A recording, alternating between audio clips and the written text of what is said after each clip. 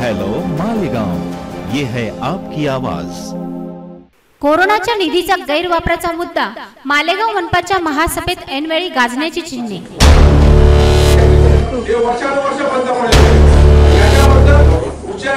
कोरोनाचे हॉटस्पॉट ठरलेल्या मालेगाव शहरात या विषाणूच्या पावसाळ्यातील प्रसाराची शक्यता व त्यावरील उपाययोजनांवर चर्चा करण्यासाठी मनपातर्फे विशेष महासभेचे आयोजन अपेक्षित होते, परंतु अद्यापपर्यंत विशेष महासभेची रूपरेषा निश्चित न झाल्याने येत्या 8 जूनला ऐश्वर्या मंगल कार्यालयात होत असलेल्या महासभेतच मनपाचे नगरसेवक कोरोना निधीच्या मुद्द्यावर आक्रमक होत ऐनवेळी हा मुद्दा उपस्थित करून वादळी चर्चेने ही महासभा गाजण्याची दाट शक्यता आहे।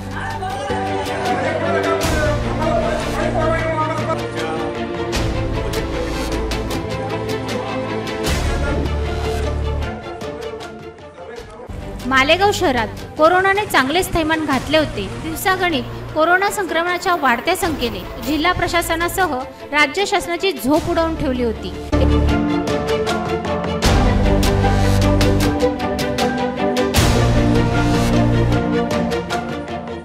येथील कोरोनाबाधित रुग्णांच्या उपचार व संशयितांच्या विलगीकरणाची व्यवस्थेची जबाबदारी पार पाडण्याचे मोठे आव्हान मालेगाव मनपा समोर होते।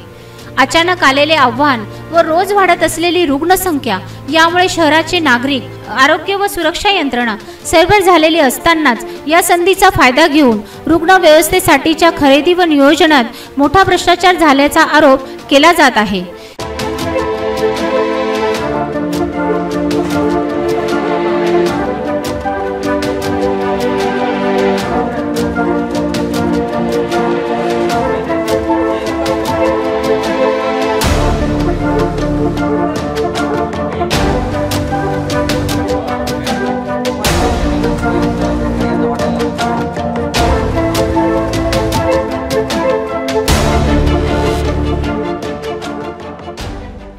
मनपाच्या लोकप्रतिनिधींना विश्वासात न घेता कोविड व्यवस्थापन निधीची मनमानी पद्धतीने विल्हेवाट करण्यात आल्याचा आरोप नगरसेवकांकडून केला जात आहे। Swaraj fashion, latest gents wear, T shirt, trousers, formal dress, दुले राजा डिपार्टमेंट, रास्त दरात। स्वराज फॅशन, रॉयल हब, कोर्टासमोर, कैंप रोड, मालेगाव। आज तक के कोरोना के नाम पर मालेगांव महानगर पालिका की जानिब से 4-4.5 करोड़ रुपए के करीब खर्च किया गया कि जो सीसीसी सेंटर बनाया गया था एचएसडीपी में, जिसमें 5 बिल्डिंगों को उसका रिनोवेशन किया गया था। रिनोवेशन के नाम पर 1.5 से 2.25 करोड़ रुपया उस पर खर्च किया गया है। और मैं 1.5 से 2.25 करोड़ रुपया खर्च होने के बाद आज 15 दिन के बाद वो बिल्डिंग को एचएसडीपी सेंटर को सीसीसी सेंटर जो बना था कोरोना केयर सेंटर, उसको आज बंद कर दिया गया है।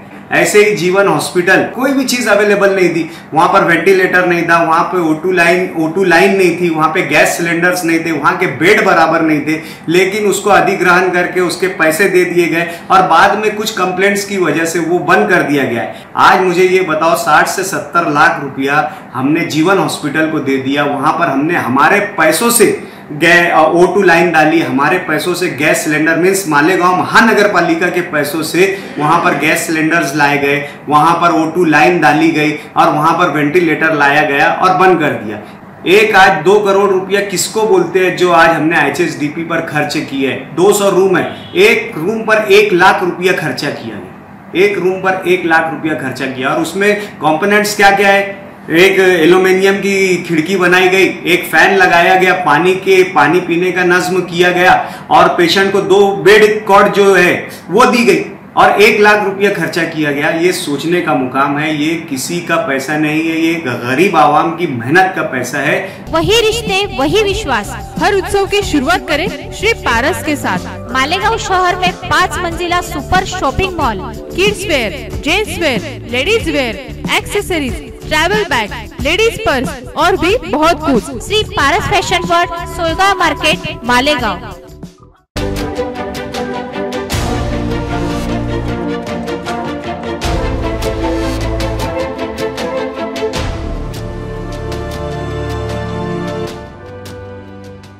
आज संपूर्ण जग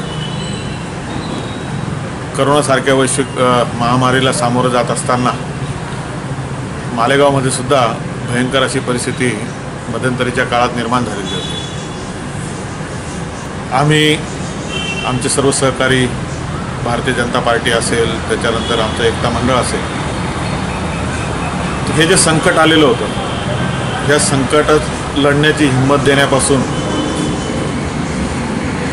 ज्या दैनंदिन गरजाच्या ज्या वस्तू होत्या त्या पुरवण्यापर्यंत, आणि हा आमचा मालेगाव तालुका असेल, शहर असेल, हा तालुक्यातला माणूस, या शहरातला माणूस ह्या लढ्यासाठी तयार असला पाहिजे, किंवा या लढाईमध्ये ही लढाई जिंकण्यासाठी त्याने तयार झाला पाहिजे. या दृष्टिकोनातून आम्ही सर्व काम करत असताना आज जवळपास गेले 77 दिवस आमचं हे कार्य अविरत अखंडित अशा पद्धतीने चाललेलं आहे.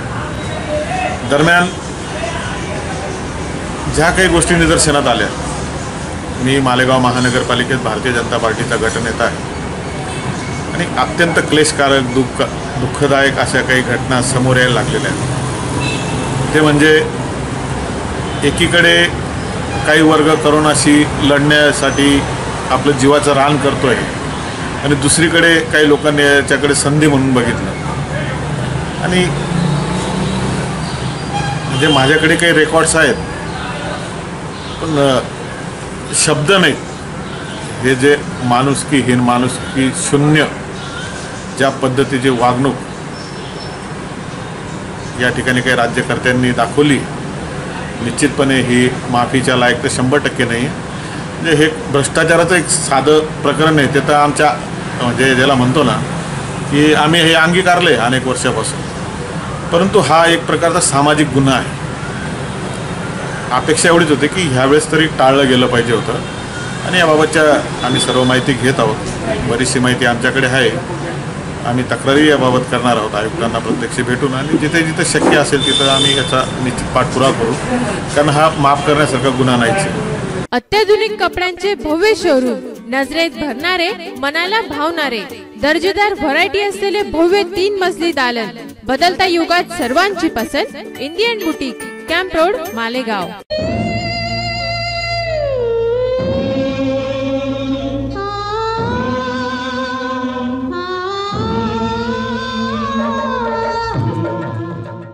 आज भी कारपोरेशन के पास कोई प्लानिंग नहीं है और कोई ऐसा कामकाज नहीं हुआ. सिर्फ जो भी तरीका अपनाया जा रहा है जिससे ठेकेदार लॉबी जो है वो कारपोरेशन के अधिकारियों के आसपास मंडलाने लगी है कि कोरोना की महामारी के वक्त भी किस तरह से करोड़ों रुपया ठेकेदार लॉबी हजम कर ले, ये किया जा रहा है. बरसरे इक़्तिदार भी इस मामले में खामोश है और दूसरे लोग भी इस मामले में जैसा बोलना चाहिए वैसा बोल नहीं रहे. माजी आमदार आसिफ शेख यांनी सुद्धा कोरोना निधीच्या खर्चाची चौकशी करण्याच्या मुद्द्याचे समर्थन केले आहे. कोविड के लेकर जितना भी खर्चा महानगर पालिका के माध्यम से हुआ, हेल्थ डिपार्टमेंट के माध्यम से हुआ, या शासन के माध्यम से जो भी खर्चा हुआ है, जो चर्चा गांव के अंदर राजकीय नेताओं के अंदर है या पब्लिक के अंदर है, और अगर खर्चा एक्सेस हुआ है या DSR रेट के आबो हुआ है तो इसकी चौकसी होना चाहिए, और जो भी दोषी कर्मचारी है, अधिकारी है, उनके ऊपर कार्रवाई होना चाहिए अगर उसके अंदर भ्रष्टाचार हुआ है तो. और मैंने अभी कमिश्नर साहब से भेंट किया और कमिश्नर साहब को ये कहा कि तुम्हारा पूरा अहवाल, पूरा गोशवारा प्रत्येक नगर सेवक को, प्रत्येक राजकीय पक्ष के अध्यक्षों को आपका गोशवारा जाना चाहिए कि तुमने कितना खर्चा किया, कितने पेशेंट आए, कितने पॉजिटिव थे, कितने नेगेटिव थे, कितने क्वारंटाइन थे, और उसका क्या तुमने उनके लिए उपाय योजना किया था. इसका पूरा गोशवारा प्रत्येक राजकीय पक्षों को जाना चाहिए और वर्तमान पत्रों में, अखबार के अंदर, सोशल मीडिया के ऊपर आना चाहिए कि मालेगांव शहर के अंदर हम कहाँ पहुँचे हैं और कहाँ से शुरू हुआ था. मालेगाव मनसे तालुकाध्यक्ष राकेश भांबरे यांनी तर आकड्यांसह भ्रष्टाचाराचा लेखाजोखा समोर ठेवला आहे. राज्य शासनाच्या निर्देशांची पायमल्ली करून कोविड व्यवस्था स्थापनासाठीच्या साहित्यांची अव्वाच्या सव्वा भावात खरेदी केल्याचा आरोप त्यांनी केला आहे. 25 मार्च नंतर केंद्र सरकारने जो लॉकडाऊन जाहीर केला आणि कोरोनाचे हे मालेगाव हे हॉटस्पॉट झाले, परंतु जे स्थानिक स्वराज्य संस्था आहे यांना केंद्राने व राज्याने असं सांगितलं की जे काही आहेत खर्च वगैरे ते तुम्ही सगळं बाजूला ठेवून आधी कोरोनापासून निपटण्यासाठी म्हणजे त्याला महत्त्व द्या। तर त्या संदर्भाने स्थानिक स्वराज्य संस्थांनी जे काही 25 मार्चपासून तर आत्तापर्यंत जे काही खरेदी केलं किंवा आयसोलेशनसाठी दवाखान्यांसाठी जो काही खर्च करण्यात आला तो अव्वाच्या सव्वा करण्यात आला, किंवा जी सामग्री बाहेरून विकत घेण्यात आली ती GI पोर्टलच्या माध्यमातून यांनी विकत घेतली पाहिजे होती, ती घेतली नाही गेली। तर त्या संदर्भात मी निवेदन दिलं की या सर्व खर्चाचा व जे आयसोलेशन सेंटर व खाजगी दवाखाने किंवा शाळा ज्या ताब्यात घेण्यात आलेल्या आहे त्याच्यासाठी जो काही खर्च झालेला आहे त्या संपूर्ण खर्चाची ही चौकशी झाली पाहिजे आणि त्याचं एक ऑडिट झालं पाहिजे। ती त्रयस्थ समिती नेमून, त्रयस्थ समिती याच्यासाठी की त्या समिती ही पूर्ण याची चौकशी करणार आहे कोरोना खर्चाचा। तर तो खर्चाचा जर चौकशी झाली तर याच्यामध्ये बरंच काही बाहेर येईल आणि जर काही यापुढे जर काही बाहेर आलं किंवा नाही आलं तर यापुढे मी महाराष्ट्र नवनिर्माण सेना याच्या माध्यमातून येणाऱ्या काळात हे फार मोठं आंदोलन उभं करणार आणि यांचा सर्व भ्रष्टाचार हा बाहेर काढणार अशी विनंती मी आयुक्तांना केलेली आहे। महानगरपालिकेची महासभा आहे, परंतु मी मान्य आयुक्त साहेबांना अशी विनंती केली की महासभेच्या व्यतिरिक्त कोविडसाठी एक विशेष महासभा बोलवण्यात यावी व त्यामध्ये सर्व चर्चा झाली पाहिजे। म्हणजे जी मालेगाव शहरातील महानगरपालिकेच्या अध्यक्ष सर्व नगरसेवक आहेत त्यांना एकत्र करून कोरोनाविषयी जर सभागृहात चर्चा झाली किंवा जे काही आहे जसं स्थायीने चौकशीची मंजुरी दिलेली आहे तसंच महासभेच्या संदर्भात पण सगळं नगरसेवक आवाज उठवतील असा माझा अंदाज आहे आणि येणाऱ्या काळात फार मोठा भ्रष्टाचार हा बाहेर निघेल। म्हणून मी आयुक्तांना विनंती केली की विशेष महासभा कोरोनासाठी घेण्यात यावी। दुसरीकडे मालेगाव मनपाकडून कोरोनाच्या निधीचा नियम व गरजेप्रमाणेच उपयोग करण्यात आल्याचा खुलासा करण्यात येत आहे।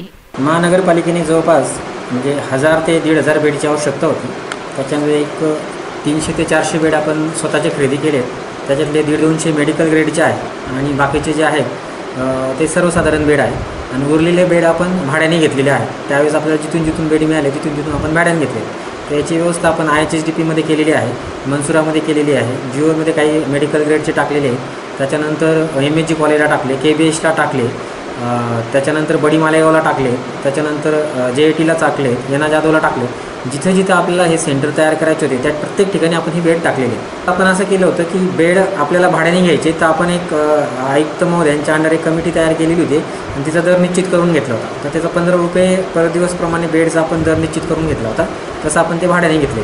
आणि जे मेडिकल ग्रेडचे असतात ते आपल्याला भेटतच नाही, त्यावेळेस खूप स्कॅरसिटी होती, तर त्याचा आपण एक कोटेशन घेऊन आपण तात्काळ खरेदी केली होती, कारण आपल्याला जीवन हॉस्पिटल चालू करायचं होतं, त्याच्यानंतर आपल्याला हे मनसुरा चालू करायचं होतं आणि हॉस्पिटलला हॉस्पिटल ग्रेडचेच बेड लागतात, त्याच्यामुळे ते आपण परचेस केले होते पटकन।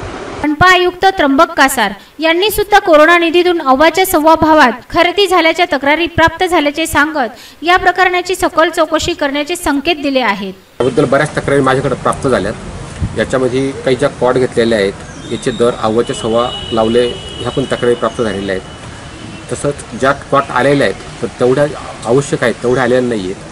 IHSDPमध्ये काम झालेलं आहे, तर जेवढी क्वांटिटी MBL दाखवली तेवढे काम झालेलं नाही, अशा बऱ्याच तक्रारी प्राप्त झालेल्या आहेत। त्यामुळे मी आल्यापासून या कोणत्याही कामाचा अद्यापर्यंत एकही देयक अदा केलेलं नाही, मात्र तत्पूर्वी याची मोठ्या प्रमाणात देयक अदा झालेली आहेत आणि त्याच्यासाठी हे दर लावले आहेत। हे दर मोठ्या प्रमाणात लावल्याचे पण निदर्शनास प्राथमिकदृष्ट्या आलेलं आहे। तर मी लेखापरीक्षक ह्या संपूर्ण प्रकारची तपासणी करायला सुरुवात केलेली आहे। याच्यामध्ये जर कोरोना निधीसाठी जो शहरातील रुग्णांसाठी पैसा वापरत होता त्याच्यामध्ये जर कोणी अफरातफर केली असेल किंवा ज्याच्यात अव्वा सव्वा दर लावले असतील किंवा काही चुकीची पद्धत अवलंबली असेल तर त्या अधिकाऱ्यांना तात्काळ निलंबित केलं जाईल आणि त्यांची विभागीय चौकशी प्रस्तावित केली जाईल। याच्या मंजुऱ्या तत्कालीन आयुक्त असताना भेटलेले, तुम्ही नवीनच आलेले, या बाबतीत तुम्हाला जाण नाही आहे किंवा तुमच्याकडनं लपवले जाते असं सुद्धा कळतंय, याबाबत आपण काय म्हणाल? याबाबत बऱ्याच अधिकाऱ्यांनी टाळमटाळ केली जाते।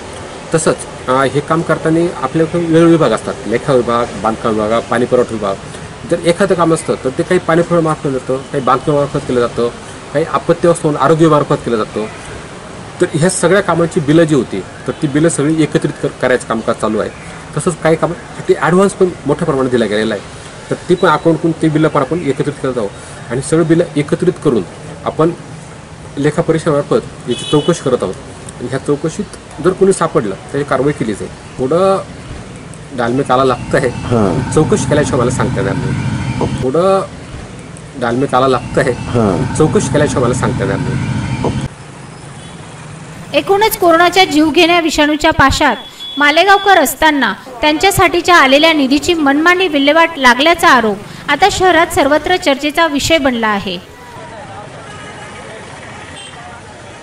हा मुद्दा मनपाच्या आगामी महासभा तसेच ऐनवेळी आयोजित झाल्यास विशेष महासभेत चांगलेच रणकंदन माजवण्याची चिन्हे दिसू लागली आहेत.